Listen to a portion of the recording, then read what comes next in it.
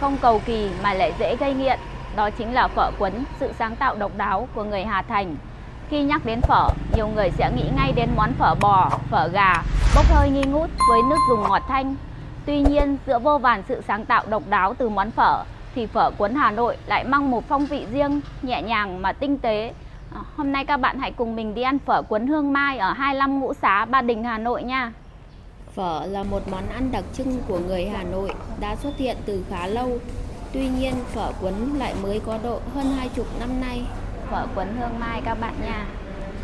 Phở cuốn Hương Mai ở 25 Ngũ Xá, Ba Đình, Hà Nội. Đây là phở cuốn các bạn. Một đĩa cuốn. Ông Dương Văn Hùng, Phó Chủ tịch Thường trực Liên chi hội Đầu bếp Việt Nam cho biết, phở cuốn ra đời khoảng những năm 2000 tại Ngũ Xá. Cái phở cuốn ở đây rất là mềm mại các bạn ạ. Bên ngoài phở cuốn thì rất là mềm. Bên trong thì là có thịt bò, rau sống và các loại rau thơm, giá đỗ, nước chấm chua ngọt, có su hào, cà rốt. Còn đây là thạch dừa các bạn nhé. Thạch dừa. Ở đây cả cái phố Ngũ Xã này là rất là nhiều hàng bán phở cuốn các bạn nhé. Nhưng chỉ có Hương Mai là nổi tiếng và ngon nhất. Mình mời tất cả các bạn ăn phở cuốn với mình nha. Cái cuốn nhìn nhỏ nhỏ xinh xinh nhưng rất là chắc các bạn ạ. Gắp bằng đũa cũng không bị tở đâu. Cuốn rất là hấp dẫn. Khác với món phở nước, phở cuốn là sự kết hợp hài hòa giữa vị ngọt của thịt bò, hương thơm của rau sống và vị chua cay mặn ngọt của nước chấm, tạo nên một món ăn thanh mát, dễ ăn và đầy cuốn hút. Nhận đầu tiên của mình là có vị chua ngọt của nước chấm này, có vị thanh mát của rau sống này và vị đậm đà của thịt bò ấy các bạn. Không giống như phở truyền thống cần ăn nóng, phở cuốn có thể ăn vào bất cứ thời điểm nào trong ngày, vào những buổi trưa hè oi ả hay khi cần một bữa ăn nhẹ nhàng. Phở cuốn là lựa chọn lý tưởng cho các thực khách. Cho các bạn xem ở bên trong cuốn đây. Rất là nhiều thịt bò với rau sống các bạn nhé. Theo ông Dương Văn Hùng, cách làm phở cuốn không khó. Bí quyết tạo nên hương vị thơm ngon, đặc trưng nằm ở phần chọn nguyên liệu, cách chế biến và nước chấm. Muốn phở cuốn ngon, điều đầu tiên và quan trọng là bánh phở phải ngon. Thực khách khi ăn phải cảm nhận được sự khác biệt với tất cả những loại bánh phở khác. Để món phở cuốn trọn vị, bánh phở phải đạt được độ mềm mại, dai vừa phải, không bị bở, cũng không quá dày. Khi làm bánh phở, cần chọn loại gạo tẻ ngon, thơm, ít tấm, xay bột và lọc kỹ để bánh có độ đàn hồi và không bị nát khi cuốn. Hôm nãy mình quên, mình không quay menu cho các bạn xem. Ở phở cuốn, bánh phở không thái sợi mà được tráng mỏng, khổ vuông. Một đĩa này là gồm 10 cuốn các bạn nhé. 10 cuốn là của suốt 2 người luôn đấy các bạn. Khi ăn vẫn giữ được độ mềm và không dính. Điều quan trọng là bánh phở phải làm tươi trong ngày thì mới giữ được hương vị đặc trưng tự nhiên của gạo. Ngoài bánh phở, thịt bò xào cũng góp phần tạo nên hương vị đặc trưng cho món ăn. Thịt bò được chọn để cuốn phở là loại thịt thăn mềm, thái mỏng. Sau đó được ướp với tỏi, hành, gừng và gia vị cho thấm đều, rồi xào nhanh tay trên lửa lớn để giữ độ mềm. Tiếp đó, đặt bánh phở ra đĩa, trải lên mặt bánh một chút rau xà lách, húng bạc hà và mùi ta, rồi để thịt bò lên trên, sau đó nhẹ nhàng cuốn lại thành từng chiếc phở cuốn đều tăm tắp. Việc cuốn phở cũng không kém phần công phu, đòi hỏi ở người làm sự khéo léo để thịt và rau được cuộn chặt lại trong lớp bánh phở. Chỉ cần mạnh tay và cuốn không khéo, bánh phở sẽ bị rách. Một chiếc phở cuốn đạt chuẩn không chỉ cần có bánh phở mềm, dẻo mà còn phải được cuốn chặt tay, giữ nguyên hình dáng khi gắp hoặc cắn. Nhân bên trong phải được lèn đều, không lỏng lẻo, để khi ăn, nguyên liệu không bị rơi rớt, tạo cảm giác trọn vẹn trong từng miếng ăn. Theo ông Dương Văn Hùng, linh hồn của món phở cuốn nằm ở nước chấm. Bởi nếu không có nước chấm thì phở cuốn sẽ vô cùng nhạt nhẽo, không tôn được vị của phở. Để tạo ra nước chấm phở cuốn thì người chế biến sẽ có cách riêng. nhưng về cơ bản vẫn là nước chấm chua ngọt. Mình nghĩ là món phở cuốn này cũng đơn giản thôi, tức là nếu các bạn nào muốn ăn thì có thể làm ở nhà được, chỉ xào thịt bò lên ấy, rồi cuốn cùng rau sống và các đồ chua ấy. Bánh phở thì mình có thể mua về nên là cũng đơn giản thôi, mình nghĩ vậy, cũng không cầu kỳ. Trong quá trình pha nước chấm sẽ được giảm độ mặn, tăng thêm chút ngọt của đường và vị chua của giấm, kèm theo gia vị tỏi, ớt, su hào, đu đủ xanh cùng cà rốt, tỉa hoa đẹp mắt. Là món ăn dân dã, giản dị, nhưng phở cuốn lại khá hấp dẫn du khách nước ngoài.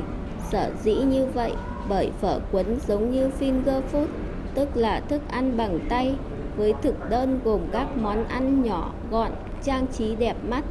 Với cách thưởng thức độc đáo và hương vị tinh tế, phở cuốn luôn khiến du khách nước ngoài thích thú. Chính vì vậy, món ăn này trở thành lựa chọn không thể bỏ qua đối với bất kỳ ai khi đặt chân đến Việt Nam. Tẩm ướp thịt bò và nước chấm, còn rau sống và bánh phở thì chắc kiểu như là ở quán nào cũng như nhau thôi. Mình nghĩ vậy, chủ yếu là phần nhân thịt bò và nước chấm. Có thể nói, phở cuốn là một thí dụ tiêu biểu cho thấy sự sáng tạo đầy tinh tế trong ẩm thực của người Hà Thành nói riêng và của Việt Nam nói chung. Từ món phở truyền thống quen thuộc với nước dùng đậm đà và bánh phở mềm mại, người Hà Nội đã khéo léo biến tấu để tạo ra một món ăn vừa mới lạ, vừa tiện dụng, phù hợp với nhịp sống hiện đại và nhu cầu thưởng thức nhanh gọn của thực khách. Không chỉ dừng lại ở việc thay đổi hình thức, phở cuốn còn giữ được tinh thần của phở. Từ hương thơm của rau, vị đậm đà của thịt bò xào, đến nước chấm chua ngọt hài hòa, tất cả hòa quyện trong từng cuốn nhỏ gọn mà tinh tế. Phở cuốn ngày càng đi vào lòng người nhờ dinh dưỡng, ngon miệng và đẹp mắt. Đây, cho các bạn xem menu đây. Giờ mình sẽ gọi thêm phở chiên phồng này nhá, vì ở đây món phở chiên phồng cũng rất là nổi tiếng các bạn nhé. Các bạn xem rõ menu chưa? Món phở chiên phồng ấy các bạn thấy đây này. Họ sẽ chiên phồng lên giống cái bánh rán, rất là hấp dẫn. Ở trên này có cả phở chiên trứng này các bạn này, lẫn trứng phồng này, phở xào này, mì xào này, chả ngan, phở trộn, khoai tây chiên, ngô chiên, lẫn ngô khoai, thạch dừa. Nhưng mà mình sẽ gọi phở chiên phồng, vì phở chiên phồng và phở cuốn là hai món best seller ở đấy các bạn. Giờ mình ăn nốt cái cuốn này xong mình chuyển sang ăn phở chiên phồng các bạn nhé. Hôm nay mình sẽ review cho các bạn cả hai món phở cuốn nổi tiếng ở quán Hương Mai này luôn nhé. Nếu các bạn muốn ăn no ấy, thì mình gợi ý là các bạn nên gọi phải 2-3 món vào, vì thực ra là ăn một món này giống như là mình cảm giác là ăn thanh đạm thôi các bạn, ăn thưởng thức thôi thì mình sẽ ăn một món. Còn nếu muốn ăn no mình phải ăn 2 món nha. Vì sáng nay là mình cũng chưa ăn gì nên là mình cũng hơi đói, mình phải ăn no nên gọi 2 món. Theo những người trong nghề kể lại, ở ngã tư phố làm nghề Đúc Đồng nổi tiếng Ngũ Xã và đường Nguyễn Khắc Hiếu nằm sát Hồ Trúc Bạch thơ mộng, trước kia có một quán phở nước khá nổi tiếng. Một ngày hè nóng nực, có một vị khách đến ăn phở nhưng nước dùng đã cạn. Chiều khách, bà chủ liền lấy miếng bánh phở cắt thành miếng vuông, rồi cuốn vào đó chút rau thơm và thịt bò chín, mời khách ăn cùng ít nước mắm pha loãng. Thực khách vô cùng thích thú với món ăn mới lạ này. Lúc đầu phở được cuốn với thịt bò chín, nhưng khi hết thịt bò chín, bà chủ cuốn thử với thịt bò tái lăn lại thấy ngon hơn. Khi bà đưa món phở cuốn vào thực đơn, nó vừa được đón nhận vừa bị e dè. Đón nhận vì nó mới lạ khiến người ta tò mò, nhưng e dè vì dù sao phở Hà Nội từ trước tới giờ vẫn chuẩn chỉ từ việc lựa chọn bánh phở tới độ trong của nước dùng, độ mỏng dày của miếng thịt. Dần dần nhiều người sống xung quanh khu vực biết tiếng thường mua phở cuốn của bà mang về. Món phở cuốn của gia đình ngày một đắt hàng và một số nhà trong phố bắt đầu học bà mở cửa hàng kinh doanh. Phố Ngũ Xã trở thành phố phở cuốn từ đó. Giờ phở cuốn đi khắp mọi miền đất nước và thế giới, nhưng vị đặc trưng và hấp dẫn của nó có lẽ chỉ có ở vùng đất Hà Thành. cái phần trên ấy, thạch màu trắng này là thạch dừa các bạn nhá. Còn phần bên dưới màu trắng ấy là chắc là thạch dứa. Chị xin. Thạch dừa được làm từ cốt dừa và nước dừa tươi, ăn vào có một vị ngọt dịu và thơm nhẹ mùi dừa. Phở trên phồng ra rồi nên là mình lại chuyển sang ăn phở trên phồng đây nhá. Đấy các bạn này, phở trên phồng nhá, rất là nóng và rất là giòn nhá, cái bánh phở này. Mình bẻ thử một cái ra cho các bạn xem nhé. Giống như bánh rán luôn nhé các bạn, giòn tan luôn và bên trong thì vẫn còn dẻo ấy, dẻo của bột ấy. Món này cũng rất là nổi tiếng ở quán các bạn nhé. Mình mời tất cả các bạn nhé. Có lẽ trong tất cả các quán phở của Hà Nội thì phở trên phồng Hương Mai là quán phở cuốn gia truyền nổi tiếng đất Hà Thành với nhiều chi nhánh nhất. Với bề dày kinh nghiệm cũng như mong muốn được thấu hiểu khách hàng, Hương Mai được đông đảo thực khách đánh giá cao. Bước chân vào quán ngon Hà Nội này, bạn sẽ được mãn nhãn với không gian rộng rãi, thoáng mát, sạch sẽ và khang trang. Menu hấp dẫn với những món ăn như phở xào, phở chiên phồng, phở Mình cuốn, nổi bát chả ngan, vì lúc khoai nãy tây mình ăn phở chiên, cuốn ấy, mì thì mình xào. cần chấm đến nước mắm chua ngọt. Còn giờ ăn sang phở trên phồng thì sẽ không cần đến chấm nước mắm chua ngọt nữa các bạn nhá. Mình sẽ chấm trực tiếp với cái nước thịt xào bò luôn nha. Ăn phở trên phồng ấy thì bên ngoài giòn và bên trong vẫn dẻo dai của bột các bạn nhá. Phở cuốn và phở chiên phồng là hai món ngon nổi tiếng tại nhà hàng Hương Mai. Phở chiên phồng ở đây vàng tươi, giòn tan, được ăn kèm thịt bò xào rau cải, đúng chuẩn phong cách phở chiên phồng Hà Nội. Phở chiên phồng là một trong những món ăn đặc sản Hà Nội, ghi dấu ấn sâu sắc trong lòng thực khách gần xa. Bò thì rất là mềm, thấm gia vị. Mình cảm nhận thịt bò ở đây xào hơi nhiều dầu hào các bạn, mùi dầu hào rất là nhiều. Mình so sánh thì mình thấy mỗi loại phở có một loại ngon khác nhau nhá. Ví dụ như phở cuốn ấy thì mình ăn cảm giác nó rất là thanh đạm, thanh mát nhá. Còn khi ăn sang phở chiên phồng ấy thì mình lại thấy nó kiểu một cái vị rất là mới lạ, giòn rụm giống như bánh rán các thứ ấy các bạn. Ăn nó giòn rụm kiểu vậy. Phở chiên phồng thì sẽ nhạt các bạn nhá, nên là mình phải chấm cùng với cái nước thịt bò xào ấy. Phở cuốn thì mình sẽ chấm cùng nước chua ngọt của quán pha sẵn. Món ăn này không chỉ đơn thuần là một biến tấu độc đáo từ phở truyền thống, mà còn là sự kết hợp tinh tế giữa vị dai ngon của sợi phở, vị đậm đà của thịt và rau củ cùng lớp vỏ giòn rụm hấp Ăn phở dẫn. trên phồng ấy thì rất là lạ miệng các bạn nhé. Kiểu ăn nó cuốn theo một kiểu khác, và phở cuốn thì ăn cũng cuốn theo một kiểu khác. Nói chung là đã đến đây ấy, thì các bạn nên gọi hai loại này vì hai loại này nó là best seller của quán rồi, không cần phải bàn cãi nhiều nữa.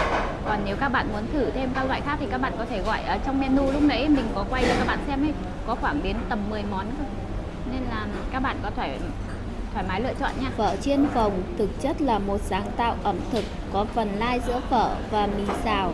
Thay vì dùng nước dùng như phở truyền thống, người ta sẽ chiên sợi phở trên chảo dầu lớn để tạo thành một lớp vỏ giòn xốp bên ngoài, giữ được độ dai bên trong. Phở chiên phồng này với cái nước thịt bò này rất là hợp các bạn nhé. Sau đó, các nguyên liệu như thịt bò, rau cải, cà rốt sẽ được xào chín và đặt lên trên phần phở chiên. Phở chiên phồng này thì mình phải dùng đũa rồi, không cầm được tay nữa, bởi vì là cầm tay sẽ chấm cái nước này thì nó khó hơn, nên là mình phải dùng đũa với chấm thành nước thịt. Món ăn này thường xuất hiện trong thực đơn của các nhà hàng sang trọng hoặc các quán ăn lâu năm tại Hà Nội.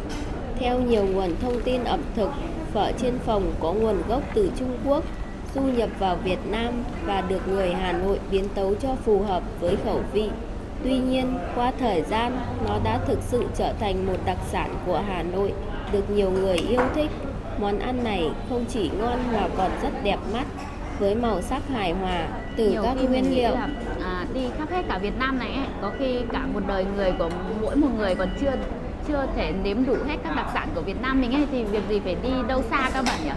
Mình có thể đi khắp Việt Nam, từ Bắc vào Nam hoặc từ Nam ra Bắc, đi miền Trung rồi các tỉnh miền Tây, hoặc là đi các tỉnh phía Bắc này còn kiểu chưa có thời gian đủ sức để đi hết, thì mình nghĩ là không cần phải đi đâu xa, vì Việt Nam mình đã quá đẹp và quá nhiều đặc sản nổi tiếng rồi các bạn ạ. chỉ cần đi hết Việt Nam mình thôi cũng là đủ để hạnh phúc lắm rồi. Không cần phải đi nước ngoài hay đi đâu xa xôi cả. Bởi vì người nước ngoài họ còn đang muốn đến Việt Nam mình cơ mà. Nên là mình là người Việt Nam thì mình cứ hãy đi hết đất nước Việt Nam mình đã. Rồi có cơ hội thì mình sẽ đi nước ngoài sau. Điểm đặc biệt của phở chiên phồng nằm ở cách chế biến kỳ công. Sợi phở để làm món này phải là phở tươi, dai, không quá mỏng cũng không quá dày. Khi chiên, sợi phở sẽ nở phồng lên, tạo cảm giác giòn tan khi cắn vào, nhưng vẫn giữ được độ dẻo dai bên trong. Vị ngon của món này đến từ sự hòa quyện của nhiều thành phần. Một đĩa phở chiên phồng ngon không thể thiếu các nguyên liệu tươi sạch. Thịt bò thường là phần thăn, bò phi lê hoặc bò tái, được ướp gia vị đậm đà, rau củ gồm cà rốt, hành tây, cải thìa, nấm, tất cả đều phải tươi, giòn. Gia vị ướp cũng rất quan trọng, bao gồm xì dầu, dầu hào, đường, tiêu và một chút rượu nấu ăn để khử mùi. Kỹ thuật chiên phở là khâu quyết định độ giòn và độ phồng. Người đầu bếp phải canh lửa thật chuẩn. Những cái nào ấy mà nó ngấm đậm nước sốt rồi thì ăn nó sẽ hơi dai các bạn nhé. Còn những cái mới chiên như ở trên đầu này thì ăn rất là giòn rụm. Chiên trong dầu sôi già để phở nhanh chóng phồng lên mà không bị cháy. Như là mỗi khi mình đi ăn phở nước nhiều rồi ấy, hôm nay ăn phở chiên phồng với phở quấn lại cảm giác nó rất là hay. Kiểu như nó mang đến một cái hương vị mới ấy các bạn. Giống như người ta bảo là những cái gì quen thuộc quá với mình rồi ấy, thì mình sẽ không cảm nhận được, và khi mình đổi sang một cái khác thì thật sự là mình mới cảm nhận được. Như là mỹ vị nhân gian là đây chứ đâu ấy các bạn. Sau khi chiên, phở sẽ được vớt ra để ráo dầu, tạo thành một lớp nền vàng ươm giòn rụm. Phở chiên phồng này mình để thích ăn cái bánh phở hơn là ăn thịt bò. Vì ăn bánh phở ấy, nó hay các bạn ạ. Chứ thịt bò thì kiểu như là mình cũng ăn nhiều rồi nên thấy nó bình thường ấy. Các bạn xem cái phở này to trên này các bạn. To chưa? Các bạn thấy cái bánh phở nó to chưa? Giống như là cái quẩy chiên phồng ấy các bạn. Nhưng mà ăn bánh phở chiên phồng này ngon hơn rất nhiều quẩy. Quẩy thì không ngon như thế này đâu. Nước sốt xào thịt và rau cũng là một yếu tố quan trọng. Nước sốt phải sánh, có vị mặn ngọt hài hòa, thấm đều vào từng miếng thịt và rau. Khi dưới lên phần phở chiên, nước sốt sẽ thấm vào bên trong, tạo nên một hương vị bùng nổ. Phở chiên phồng không chỉ có một loại mà còn có nhiều biến tấu hấp dẫn, phù hợp với khẩu vị khác nhau. Phở chiên phồng thịt bò, đây là phiên bản phổ biến nhất. Thịt bò mềm, thấm gia vị, kết hợp với rau củ giòn ngọt và phở chiên giòn, tạo nên một tổng thể hài hòa. Nếu mà khi mình ăn đồ ngấy ấy, mình uống nước ngọt thì sẽ không hợp đâu, mà mình uống những cái đồ giảm ngấy, ví dụ như trà này có vị chát này, xong mát nữa, nên nó sẽ giảm được vị ngấy. Phở chiên phồng tôm dành cho những ai yêu thích hải sản. Tôm tươi được xào chín với rau, vẫn giữ được độ giòn và ngọt tự nhiên. Nước sốt có thể thêm một chút cay nhẹ để kích thích vị giác. Phở chiên phồng chay với những người ăn chay có thể thay thế thịt bằng đậu hũ, nấm và các loại rau củ, vẫn giữ được độ giòn của phở và vị ngon từ rau củ. Để thưởng thức phở chiên phồng chuẩn vị Hà Nội, bạn có thể tham khảo một số địa chỉ uy tín dựa trên đánh giá của nhiều thực khách. Đây là những nơi có chất lượng ổn định và dịch vụ tốt như phở chiên phố cổ, phở Bát Đàn, nhà hàng phở 10. Mặc dù là món ăn ngon nhưng phở chiên phồng cũng cung cấp một số dưỡng chất cần thiết cho cơ thể. Phở chiên phồng chứa tinh bột từ bột gạo, cung cấp năng lượng cho hoạt động hàng ngày. Thịt bò cung cấp protein giúp tái tạo cơ bắp. Rau củ như cà rốt, cải thìa, hành tây cung cấp chất xơ, vitamin A, C, K giúp tăng cường hệ miễn dịch và cải thiện tiêu hóa. Vì món ăn này được chiên trong dầu nên hàm lượng calo khá cao. Những người đang giảm cân hoặc có vấn đề về tim mạch nên ăn điều độ, kết hợp với rau xanh và uống nhiều nước để cân bằng dinh dưỡng. Nhiều người thường nhầm lẫn giữa phở chiên phồng và phở xào. Thực tế, chúng có sự khác biệt rõ rệt. Phở chiên phồng, sợi phở được chiên giòn trước, sau đó mới xếp rau thịt lên trên. Cảm giác khi ăn là giòn tan ở lớp ngoài, dai ở bên trong. Phở xào, sợi phở được xào trực tiếp với rau thịt trong chảo, không chiên giòn, sợi phở mềm, thấm nước sốt. Nếu bạn yêu thích sự giòn rụm, phở chiên phồng là lựa chọn tốt nhất. Nếu bạn muốn ăn mềm mại hơn, phở xào sẽ phù hợp Cái hơn. phần xanh Khi này là nhắc đến thịt ẩm dứa thực và Hà Nội, người ta thường nghĩ ngay đến phở bò, phở gà, nhưng phở chiên phồng lại mang đến một làn gió mới với cách chế biến công phu và hương vị ngon khó cưỡng. Phở chiên phồng Hà Nội xứng đáng là một đặc sản ẩm thực đáng thử ít nhất một lần, với hương vị độc đáo, cách trình bày bắt mắt và giá trị dinh dưỡng tốt. Món ăn này đã và đang chinh phục nhiều thực khách. Dù bạn là người yêu ẩm thực hay chỉ đơn giản là muốn đổi gió cho bữa ăn hàng ngày, phở chiên phồng đều là lựa chọn lý tưởng. giống như một nét chấm phá, phở Quấn đã tô điểm cho bức tranh ẩm thực của mảnh đất nghìn năm văn hiến, góp phần làm cho ẩm thực Hà Nội ngày càng hấp dẫn du khách mỗi lần đặt chân đến. Hơn cả một món ăn, phở Quấn là một phần không thể thiếu của đời sống ẩm thực thủ đô, mang theo hơi thở của phố phường Hà Nội, thanh lịch, dung dị mà sâu lắng. Trong hành trình hội nhập, những món ăn như phở Quấn chính là sứ giả góp phần giới thiệu bản sắc ẩm thực Việt Nam đến với bạn bè quốc tế. Các bạn nhớ đăng ký kênh, like và share để nhận được những video mới nhất của mình nha. Xin chào tất cả các bạn.